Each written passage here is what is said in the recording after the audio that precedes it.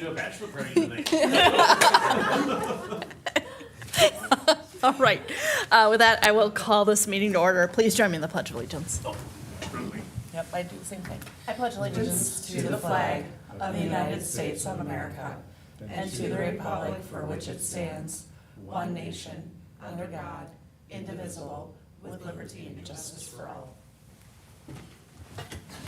All right. Can I get a motion to approve the agenda, please? I'll make a motion to approve the agenda. Motion by Councilmember Pershman, Second? second by Councilmember Pasco. Any further discussion? All those in favor say aye. Aye. Opposed, same sign. Motion passes. All right, we do not have anyone here this evening for community comments. But for presentations and reports, we get to celebrate Nick Jorgensen's service anniversary, which I think has probably been something that he's been looking forward to for a long, long time.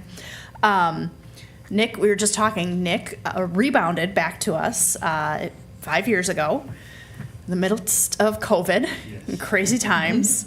And Nick has always been such a good reference and resource and has been so liked by our business community and the folks that he works with. I just remember when Hometown Bank opened up. I don't know who it was, their GC, guy who was really tall. Yes, Ledger Phoenix. Yes, came up and said, hey, you need to know that Nick was fantastic and he's so proactive and he was thinking and pointing out things that I'm so busy and I'm focused on getting this place open, and it was honestly not on my radar, but you like went the extra mile. That, and maybe not in this order, he's a Packers fan, so Oh, I especially. One of two ways. I didn't know. Do you have anything to add?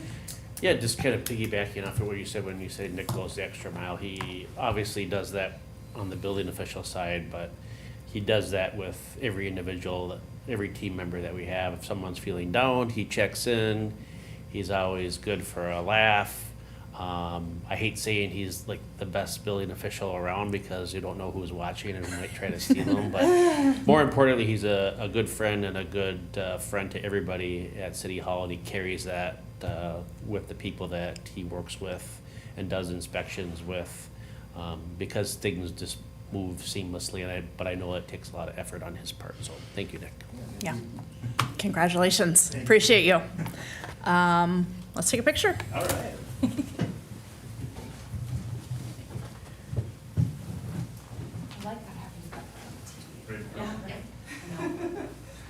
Those of us on this side. Last time? Yes.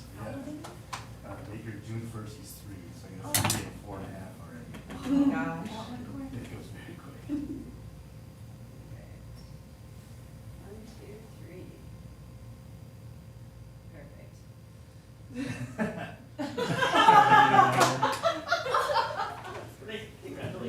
Will you post that one, the last one? Or at least share with us. Especially with the look of disapproval. Thank you guys. Thanks, Nick. Have a good night. Okay, we don't have any public hearings this evening. Can I get a motion to approve the consent agenda? I'll make a motion to approve the consent agenda. Motion by Councilmember Pershman. I'll second. Second by Councilmember Pasco. Any further discussion? You know, the only thing and one thing I wanted to say about this is that I think it's worth just saying thank you. The Carver Lions donate for the fireworks every year for Steamboat Days, and that's a fun event. And I just think it's a great thing that they're able to help out to make that happen on Saturday evening at Steamboat. That's all. All right, all those in favor, say aye. Aye. Opposed, same sign. Motion passes. All right, let's go back to the work session agenda. So again, like kind of going back to our kitchen table conversation, but we were talking about water rate discussion. Lynn showed us a really cool spreadsheet talking about that fourth tier that we were talking about. And I think, well, what do you guys think? Go ahead. I was just, like, my hypothesis was if we added a fourth tier, would it be possible to show some relief to folks who use less? And hypotheses are just that, they're guesses, and this didn't net out. So while I really appreciate the work, I don't know that I want to gamble on a need for irrigation for like what is a penny or two saving in one rate. But I'm interested in what you guys think. Can you go back to the slide that talks about, where it was comparing the, let me see if, sorry, maybe I could just pull it up on my stuff here. If it wants to It's pull just up, that easy. yeah, it doesn't want to cooperate right now. So, there was, where we had talked, it was more of a spreadsheet where it was saying from year to year. Oh, from a packet. From the packet. Sorry, my link isn't happy right now, so it wasn't gonna open. The Northland stuff, this? No, that was, it's I've got number 3 on my packet, page Yeah. 3. Yeah. Yes. So I was just wanting to peek again at what it looked like for those low tier users. It's the tier structure, and you've got 25, 26, 27, 28, so that's what I'm looking at. It's looks like a little bit of savings, but it's not a ton. I don't know. I mean, there's a little bit of a reward for using less water and being less of a consumer of water, but it's not a significant amount. So for me, I don't have an overly strong feeling about going forward. Sorry, that took a long time to get to that, but I couldn't find the page I needed. So I could kind of go either way. I think it's great to reward the people who are consuming a little bit less than the people who are at the highest, but is it enough to really, jumble us up and start over? I don't know. Does it make any difference before we look at another increase in rate? So maybe we're not doing anything that is too measurable for lower end users, but does it delay by a year or more an increase? Is it enough to do that?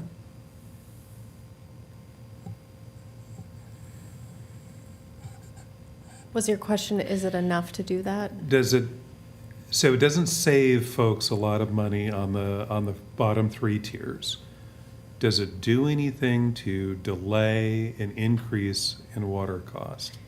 It's delaying, from this chart, it looks like it's delaying the 1 to 5,000 users, the increase that they would get by 1 year. Okay. Yeah. So the 3% increase decreases to about 1.6. So again, pretty marginal. Yeah. All right, I just wanted to socialize that for folks that might be watching this. It's a lot of change for not a lot of change, so I don't know that I can support that either. I agree. For the change that we would be getting, it just adds a lot of more to worry about, and it doesn't affect people's rates, I think, enough to justify doing it and then have staff deal with the more than half of people in the city who will get at least one bill that's larger than they're used to, so. All right. Yeah. Thanks for riding with me on that Yeah. hypothesis, you guys. And Lynn, thank you so much for all the work. Yeah, we know it's a appreciate lot it. of work, and you put a lot of time into Yeah. it, but Yeah. thank you for doing it, and I'll send you all the PowerPoints, yeah. Yeah. Thank you. Thank you. Okay, city manager's report. Yeah, I have something that just popped up this afternoon. Carver County, as you may remember, reached out and created a partnership with us and some other cities related to organics collections. And so we have a dumpster for pickup in Lions Park. They reached out this afternoon and asked about cardboard collection. And so just my immediate reaction was like, I'd rather not see another dumpster in Lions Park, and it's already a kind of a small parking lot, and had some reservations about introducing that kind of pickup in another park or at Carver Station. And it, especially in light of like, you know, everybody in the community has their own cardboard pickup, and if you have like bulk, there is a location and at the county recycling center on PV. But it's also not a choice I felt comfortable in making on my own, and so I just wanted to broach that with the council. If you had thoughts on the program, or if you want to sit on it for a little bit, we're not, you know, we actually just literally got the email today, or Vicky got the call, then sent an email to Andrew and myself, so I just wanted to run that up the flagpole, if you will. I saw that you sent me an email, and my apologies for not getting back to you. I agree that it's a issue of like where. I think it would be a nice offering for residents. I think, yes, we all have a recycling bin. Yes, we all can put our cardboard in there, but I think there are times of the year, in my house, it might be after Prime Day, the holidays, where you've got a little bit more cardboard that you're looking to get rid of rather than just once every other week. But I agree that it's a little bit of an exercise in trying to figure out where we would want to put that. A new public services facility maybe could have some public space to put something like that in, and maybe that's a lens that we look at things through of if there's room for that. I would love for it to be kind of a visible space, so I don't think, you know, there isn't room, but even now, like not behind the public services building or, you know, in a corner of Carver Station. But I kind of like the idea of having that option for residents. How big is it? Is it like a I mean, it's just the dumpster? It's a dumpster. Okay, it's just the dumpster. Is this the, Like our garbage dumpster. Okay. you know, I thought of like a dumpster at Carver Station, and then what that means to like residents who live in that area of just a dumpster out, do you build an enclosure, like, and then like what else is there? Just, I kind of went down a little bit of a rabbit hole. So for me, I'm more opposed to it than I think I could be talking to for. If we were going to do it, I would say Carver Station is our biggest kind of emptiest parking lot, and that would be the spot. But yes, an enclosure, but then when people see a random dumpster, right, then pretty soon, You get a mattress. anybody from anywhere is throwing stuff, and again, there's a mattress in there, and somebody's bike is in there, and you know what I mean? So I don't think that, why are you guys looking at each other? Are you, oh, I thought you guys were nodding heads like, yes, yes, like, you threw your bike in it? Because, I mean, we have a dumpster at Ironwood. We upsize it for the summer months just Yeah. because of all the activity, and then the other morning, there was like 4 wood pallets, and Yeah. like, we didn't put those there. Right. Whoever was using the shelter probably didn't put those there. But like, Yeah. it's a space for someone to. Right. I just don't, and I think too, I wouldn't want it at Public Works because partially, that's a work site for us, but also it's an emergency management area, so I wouldn't want random people driving into the Public Works parking lot to do that, and then, you know, with the fire trucks or any emergency that might happen, so for me, no, it's a no. I just see it more hassles than it's gonna be beneficial. I agree with Courtney, and I think that as we continue, I mean, talking about public works and those sorts of things, was it Chanhassen that said that they used to take organic waste and now they don't because they were getting too many people from outside of Chanhassen or something like that?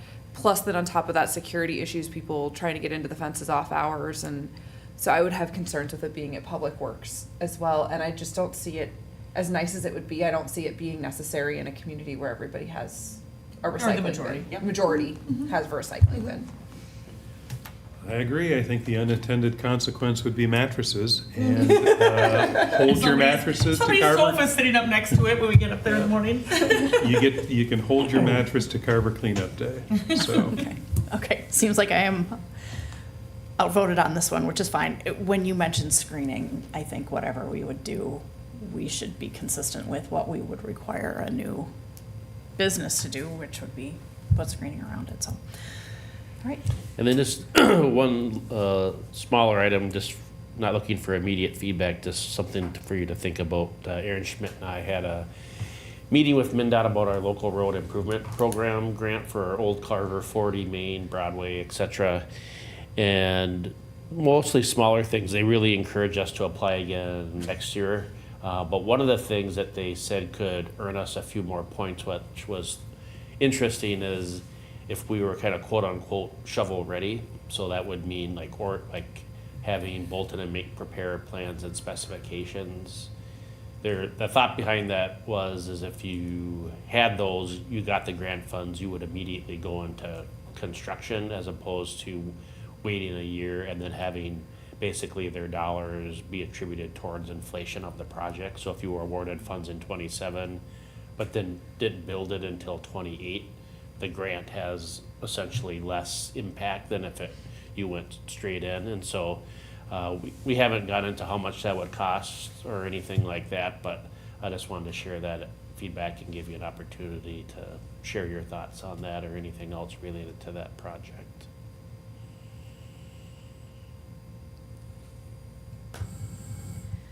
It makes sense. That's a lot of grant money that's available. And if we could do anything to up our chances, I think it would be smart to do that.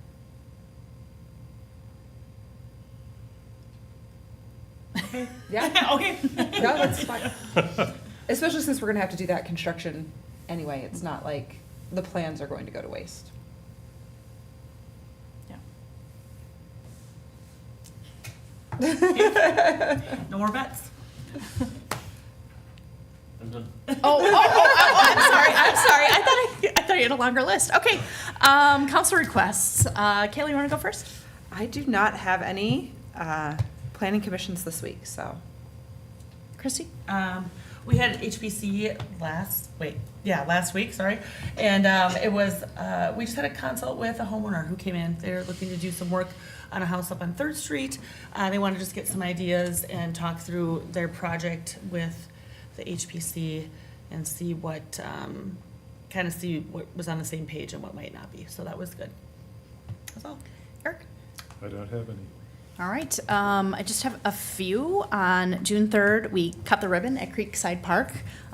Lori was there and Trixie? Tracker? The dog, her dog. Who's dog? Lori's dog. Were you there? Yeah, you were there. I think it's Trixie, maybe. Anyways, that was fun and good to see everybody. On June 8th, we had the Planning Commission and City Council workshop, which was great. We had the first resident advisory group last Wednesday night, June 10th. We had 9 folks show up, which was a better turnout than I thought. It was the Henses, Brian from HPC and his wife were there. A few other folks, like no strangers. Sherry Walsh came. Krista, who lives kind of right by Lori but works for the city of Chaska, was there. It was a really good cross-section and turnout. On Friday, we had the Carver Business Alliance. We had to change that meeting because it was supposed to be this week, but Friday is a holiday, so we had a little bit of a smaller turnout, but still a good group. And I wanted to share that I got a compliment from a resident this week about the speed and ease of getting their water meter replaced. So Andrew, kudos to your team for making that effortless for our folks. That is all that I have. With that, I would entertain a motion to adjourn. I'll make a motion to adjourn. Motion by Councilmember Conrad, I'll second. second by Councilmember Pershman. Any further discussion? All those in favor say aye. Aye. Aye. Opposed, same sign. Motion passes.